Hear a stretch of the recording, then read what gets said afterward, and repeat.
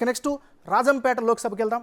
రాజంపేట కూడా చాలా టిపికల్ రాజకీయాలకి వేదిక. ఎందుకంటే కొంత ప్రాంతం కడప జిల్లాలో ఉంటుంది, కొంత ప్రాంతం చిత్తూరు కూడా ఉంటుంది. కాబట్టి రాజంపేట లోక్సభ పరిధిలో మిథున్ రెడ్డి ఇప్పటికే 2 సార్లు ఆయన గెలిచాడు, 3వ సారి ఆయన బరిలోకి దిగారు.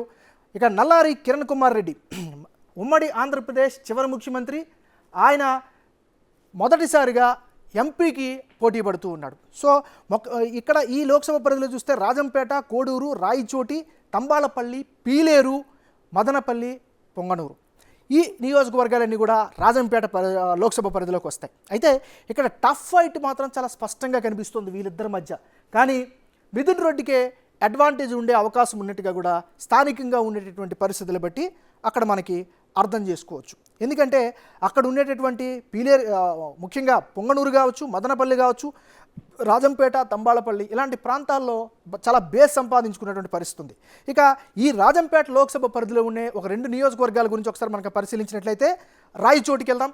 రాయచోటి నియోజకవర్గంలో 3 ఆఫ్ ఆంధ్రాలో ఎలాంటి పరిస్థితులు ఉన్నాయో ఒకసారి పరిశీలిస్తే రాయచోటిలో గడికోట శ్రీకాంత్ రెడ్డి గత 2 సార్లు గెలుచుకుంటూ వస్తున్నాడు ఆయన. ఇక మండిపల్లి రాంప్రసాద్ రెడ్డి, ఆయనకి తెలుగుదేశం పార్టీ తరపు నుంచి టికెట్ ఇచ్చిన పరిస్థితి కనిపిస్తుంది.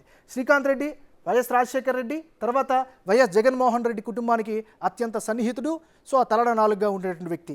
సో అక్కడ రాయచోటిలో చాలా ఆసక్తికరమైనటువంటి ఫైట్ గెలిపిస్తుంది. కానీ వైఎస్ఆర్ కాంగ్రెస్ పార్టీకి అడ్వాంటేజ్ కనిపిస్తుంది. నెక్స్ట్ పొంగనూరు వెళ్దాం.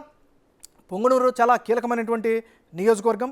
సో పొంగనూరులో ఎలాంటి పరిస్థితి ఉందో ఒకసారి కనుక మనం గమనిస్తే 3 ఆఫ్ ఆంధ్రాలో పొంగనూరు నుంచి సీనియర్ నాయకుడు, చిత్తూరు జిల్లాలో కీలకమైనటువంటి నాయకుడు పెద్దిరెడ్డి రామచంద్రారెడ్డి మరొకసారి బరిలోకి దిగుతున్నారు.